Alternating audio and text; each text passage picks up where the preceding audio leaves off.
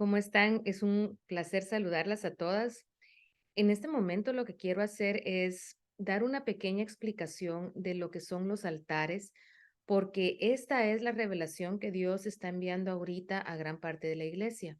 La razón por la cual lo está haciendo es porque el Señor quiere que nosotros entendamos cómo es que el enemigo ha podido captar una parte del territorio o partes grandes de territorio en una nación o incluso en un hogar, incluso en una familia. ¿Cómo es que el enemigo logra entrar a un territorio para poseerlo? Y esto se hace por medio de el acuerdo entre el hombre y el reino espiritual. Y vamos a hablar de este tema porque es importante entender que es un tema espiritual que no se lo inventó Satanás, no es algo que hayan venido los dioses paganos y ya les hayan enseñado esto. Esto es en realidad un principio que Dios le estableció y que fue realmente el acuerdo que Dios estableció entre él y el hombre.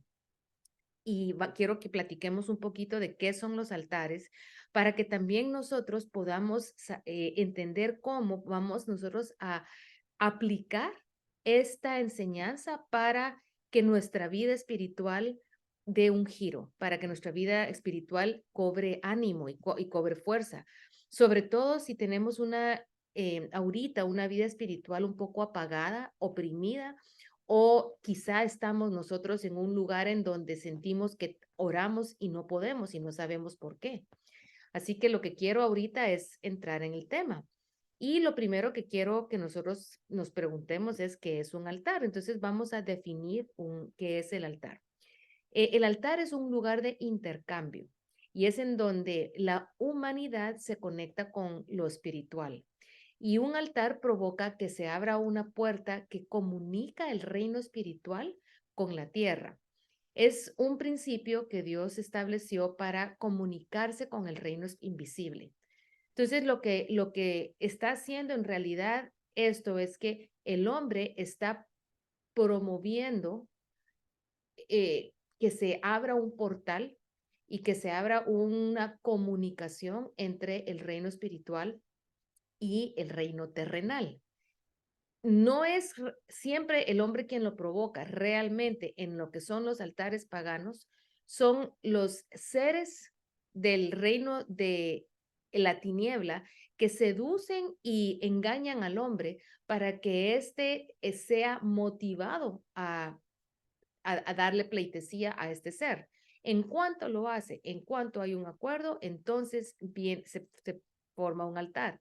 Pero igual sucede del lado del reino de los cielos. ¿Por qué? Porque el altar realmente es un principio del Señor. El altar es un lugar a donde hay un encuentro, hay un sacrificio, hay fuego y hay un pacto. Entonces, no importando si el altar es santo o pagano, todo altar tiene la misma pura característica y la misma función, y es que siempre están los elementos de la sangre y el fuego. Y esto es importante entender porque el altar es como que fuera una estación eléctrica y esta es una información que realmente la estudié con con Francis Miles, que él es el autor de varios libros de guerra espiritual y de las cortes del cielo. Y él tiene un libro sobre altares que habla precisamente de este principio. Y es que el altar es una estación eléctrica o como un sitio de poder. El altar es como una fuente de poder de alta dimensión. Ustedes imagínense ahorita esas torres de eléctricas que en realidad jalan mucha energía o imaginémonos una planta nuclear donde se genera mucha energía nuclear. Eh, es un lugar donde hay una concentración de, del reino espiritual. Y es un lugar, necesita ser de esa manera para poder tener un ingreso y una influencia en la tierra. Nadie puede realmente tener poder sin pararse sobre un altar. Entonces, es muy importante que nosotros entendamos esto. tal vez no entendemos por qué hay tanta sufrimiento, tanta enfermedad, tanto asesinato en una región, pero lo que no hemos visto con nuestros ojos está escondido en cuevas, en lugares altos, está escondido en lugares paganos, y es que se le ha ofrecido altares a seres demoníacos. Y entonces lo que esto hace es que ha provocado fuentes de alto poder, lugares de alto poder demoníaco para que sea concentrado ahí, en este lugar de ingreso, las influencias de los poderes de los altos. No, no quiero con esto decir que esto es más fuerte, más grande que Dios, porque un altar hecho a Dios es muchísimo superior a los altares paganos, muchísimo superior. Pero si así de fuerte es un altar pagano que puede mm, introducir tanto dolor a la tierra, ¿cuánto más no es un altar del reino de los cielos? Que lo que puede hacer es destruir estos altares y hacer un cambio y revertir la influencia espiritual sobre este lugar. Y si no, vamos a ver más adelante lo que es el caso de Elías, ¿verdad? La segunda de Reyes de capítulo 19. El destruir los altares demoníacos en una nación o en una ciudad o en las generaciones es mucho más eficaz que ir en contra de los demonios, mucho más eficaz. Nosotros hemos muchas veces peleado y hemos, tal vez hasta nos hemos cansado probablemente de estar en una guerra espiritual que no ha dado mucho fruto. Pero lo que realmente Dios está enseñando es que el que logra derribar los altares demoníacos va a lograr mucho más que estar en intercesión 3 años, ¿verdad? Porque si se logra destruir el lugar de poder, se logra destruir la influencia de estos seres, ¿verdad? Y es importante que es como que nosotros fuéramos a la planta eléctrica y destruimos la planta eléctrica, dejamos sin luz y sin electricidad toda una región. Entonces, es interesante ver que Dios lo que hacía cuando un rey entraba a su puesto y el rey era justo, lo primero que hacía era derribar los altares en los lugares altos, porque eso dejaba sin efecto el, la influencia de los demonios como Baal, como Jezabel, los dejaba sin influencia. Y por lo tanto, cuando la influencia era quitada, la población y los habitantes de esa región eran libres para conocer más a Dios y para poder acercarse más al Dios verdadero de Israel. Aparte de eso, pues el altar es un lugar que es consagrado, y el tener un altar en un lugar consagra el lugar a la entidad a la cual se le está levantando, ya sea Dios o el enemigo. Consagrar quiere decir hacer o declarar algo separado, algo para el que está atado a la deidad del altar. Si nosotros pensamos, por ejemplo, en la región de Atitlán, donde hay altares a Mashimón, hay muchos. Yo observé a través de los años que hay una ciudad que es la de Santiago Atitlán, que era muy colorida. Recuerdo haber ido hace muchos años, donde había una, que no sé, tal vez había una iglesia más fuerte o algo sucedía, pero había colorido y había más vida en este lugar. Pero debido a que los, son los poderes y las regiones donde más altares a Mashimón hay, el lugar fue quedándose gris. ¿Y cuál es la influencia? ¿O qué es lo que pasa cuando una entidad demoníaca está siendo adorada en un lugar? Entra muerte, entra enfermedad, entra crimen, entra división familiar, entra alcoholismo, adulterio. pobreza y la región no prospera. Entonces, cuando nosotros vamos a una región y vemos que hay esto, tengamos por seguro que lo que sucede es que hay altares que están siendo continuamente ofrecidos a un Dios que no es el nuestro, a dioses falsos.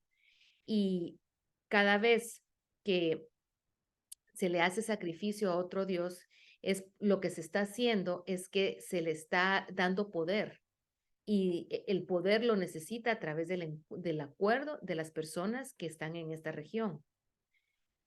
El Señor, nuestro Dios, el Dios de Israel, no es que sea un Dios narcisista o un Dios que quiera atención por malos motivos, sino que Dios sabe y nos ha querido hacer entender que el problema con hacer altares a los deidades de la tierra, eso lo que haría es consagrar esa parte de la tierra a principados y poderes de las tinieblas. Y por eso es que él dice, no tendrán otros dioses, porque la idolatría se practica a través de los altares. La idolatría se practica a través de los altares.